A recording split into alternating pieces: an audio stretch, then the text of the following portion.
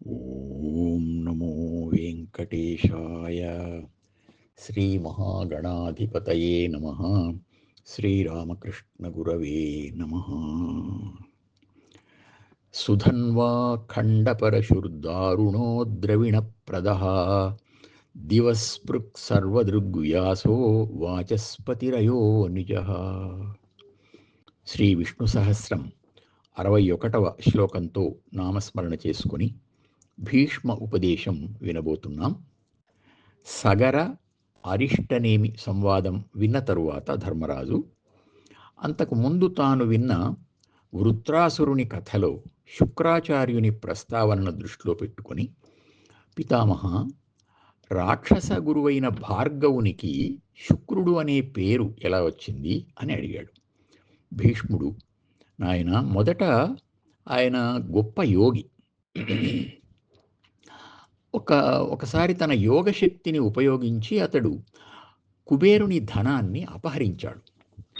కుబేరుడు శివునికి మిత్రుడు గనుక అతడు ఆయనకు చెప్పగా శివుడు దివ్య దృష్టితో గమనించి, యోగశక్తులను దుర్వినియోగం చేస్తే దాని ఫలితం పతనమే అని స్త్రీ వ్యామోహంతో నిరంతరం సంసార చక్రభ్రమణం పొందుదుగాక అని సంకల్పించి దానికి గుర్తుగా వీర్య పర్యాయమైన శుక్రనామాన్నే అతనికి రూఢి చేశాడు. అందుకే అతడు తేజస్వి అయినప్పటికీ వ్యామోహ స్వభావులైన రాక్షసులకు గురువయ్యాడు అని చెప్పగా ధర్మరాజు ఆ మాటలలోని ఆంతర్యాన్ని గమనించి, పితామహ, మీ అమృతవాక్కులు ఎంత విన్నా తృప్తి కలగడం లేదు. సద్ధర్మ విషయాలు ఇంకా ఏమైనా చెప్పండి అని అన్నాడు. భీష్ముడు పరాశర గీత ద్వారా ధర్మ అర్థ కామాలకు సంబంధించిన అనేక విశేషాలను, అవి ఎలా బంధిస్తాయో, వాటి నుండి ఎలా విడివడాలో, విముక్తి పొందాలో వివరంగా చెప్పాడు. అప్పుడు ధర్మరాజు, దమం, సత్యం, సహనం అనేవి చాలా ప్రశస్తమైనవి అని పెద్దలు చెబుతూ ఉంటారు. వాటి ప్రశస్తిని చెబుతారా అని అడిగాడు. భీష్ముడు హంసగీత ద్వారా ఆ విశేషాలను తెలియజేశాడు. ఒకప్పుడు బ్రహ్మ స్వర్ణహంస రూపంలో విహరిస్తున్నాడు. సాధ్యులు అనే దేవతా గణం ఆయనకు నమస్కరించి కర్మబంధ విమోచనానికి మార్గం చెప్పమని ప్రార్థింపగా ఆయన నీవడిగిన వాటినే పేర్కొన్నాడు అని చెప్పి వాటి విధానాలను, వాటి విశేషాలను కూడా బ్రహ్మ ఉపదేశించాడు అని వివరించాడు. ధర్మరాజు శుక్రాచార్యుల కథ ద్వారా యోగ మార్గాన్ని, తరువాత పరాశర గీత, హంసగీతల ద్వారా జ్ఞాన మార్గాన్ని అంటే సాంఖ్య మార్గాన్ని విని సాంఖ్య యోగాల తారతమ్యాన్ని తెలుసుకోవాలని ఉంది, వివరిస్తారా అని అన్నాడు. భీష్ముడు చెప్పసాగాడు, ధర్మనందన, యోగులు ప్రత్యక్ష హేతువాదులు, సాంఖ్యులు శాస్త్రార్థ జ్ఞానులు. నా దృష్టిలో రెండు మార్గాలు ఒక్కటే. భూతదయ, నియమపాలన, శౌచం ఇటువంటి ప్రాథమిక సూత్రాలు ఇద్దరికీ సమానమే. ఆ పైన చేసే సాధనలోనే తేడా.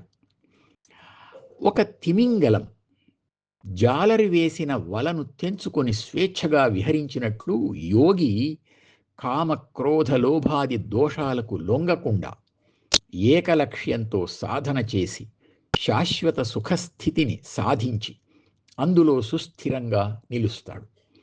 ఈ మార్గంలో ఆత్మబలం చాలా ముఖ్యమైంది. అగ్నిపైన ఇంధనాలు, సమిధలు వేస్తున్నప్పుడు అగ్ని అల్పంగా ఉంటే ఆరిపోతుంది. జ్వలిస్తూ ఉంటే ఆ సమిధలను కూడా తీసుకొని ఇంకా జ్వలిస్తుంది. దీనిలో ఫలితం ఎంత త్వరగా వస్తుందో ప్రమాదం కూడా అంత త్వరగా తీవ్రంగా వస్తుంది. ఒక ధనుర్ధారి విల్లును ఎక్కుపెట్టి ఏకాగ్రతతో లక్ష్యాన్ని ఒకేసారి భేదించినట్లు యోగి అనేక సోపానాలను ఒకేసారి దాటి మోక్షం సాధిస్తాడు.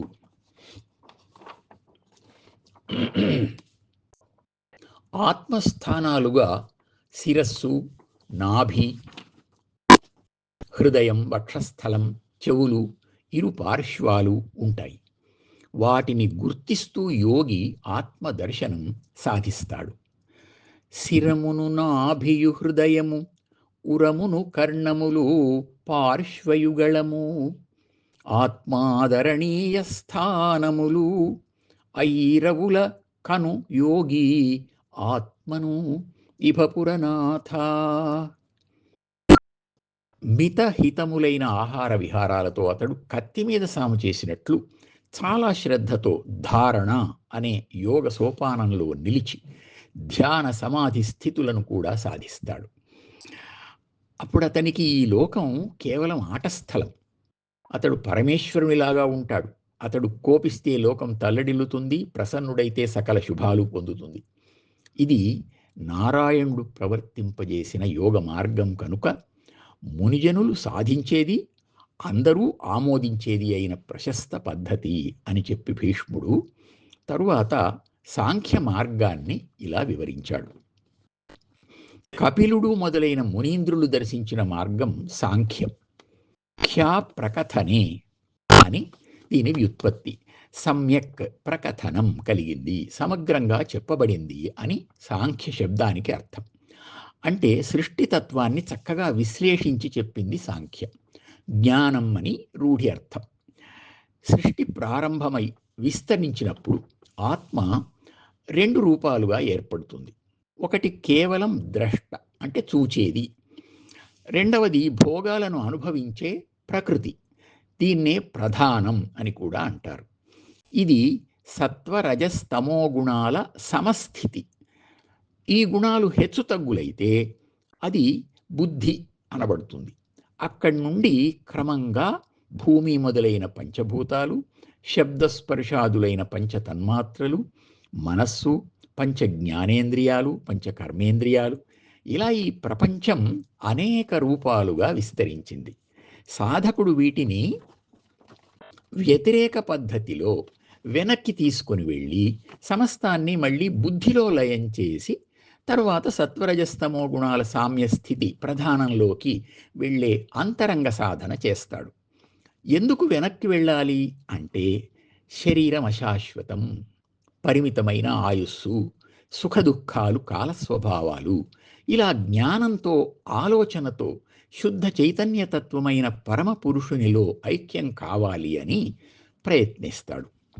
తలపగా ఆయువింతియ కదాయని, సౌఖ్యము దుఃఖమున్ పొరిన్గలుగవే కాలవృత్తినని, కర్మములిట్లని వేదచోదనంబుల బహుభంగులిట్టివని, బుద్ధికి సత్వరజస్తమో గుణంబులకు ప్రవర్తనంబులివి పొమ్మని, కాంచుట చాలా మేలగున్. ఈ విధంగా ఆలోచించి దుఃఖబహుళమైన సంసారాన్ని వదలి నారాయణుల్లో లీనమై పరమసుఖాన్ని పొందుతాడు అని భీష్ముడు చెప్పగా, ఆ స్థితిలో తన పూర్వచరిత్ర జ్ఞాపకం ఉంటుందా అని ధర్మరాజు ప్రశ్నించాడు.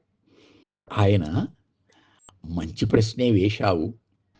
చాలామంది మేధావులకు ఈ సందేహమే కలుగుతూ ఉంటుంది. దీనికి చక్కని సమాధానం ఉంది, విను. ఇంద్రియాలకు స్వయంగా చైతన్యం లేదు. సమస్తము చైతన్యక్రియే కనుక చైతన్యానికి అన్నీ తెలుస్తాయి. కానీ జ్ఞాని అయి ఉంటాడు అప్పటికతడు. కనుక అది అంతకు పూర్వపు ప్రవర్తన అంతా అజ్ఞానంలో భాగం అని పట్టించుకోడు, అంతే అన్నాడు. ఇది అక్షరమైన జ్ఞానతత్వం. ఈ విధంగా సాంఖ్య యోగ మార్గాలు రెండు వేర్వేరుగా కనిపించిన చివరకు ఆ నారాయణ పరబ్రహ్మాన్నే చేరుకుంటున్నాయి అని భీష్ముడు వివరించాడు. ఈ ఘట్టంలో స్త్రీ పురుష భేదం లేకుండా అందరూ మూలాధారంలో ఉండే జీవశక్తిని శిరస్సులోని సహస్రారానికి చేర్చే పద్ధతులే ఈ రెండు మార్గాలు అని గుర్తించవచ్చు. ఈ సిద్ధి పొందిన వారిని ఊర్ధ్వ రేతస్కులు అంటారు.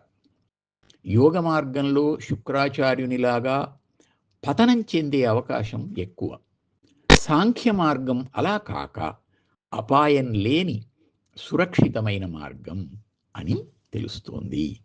ఓం నమో వెంకటేశాయ.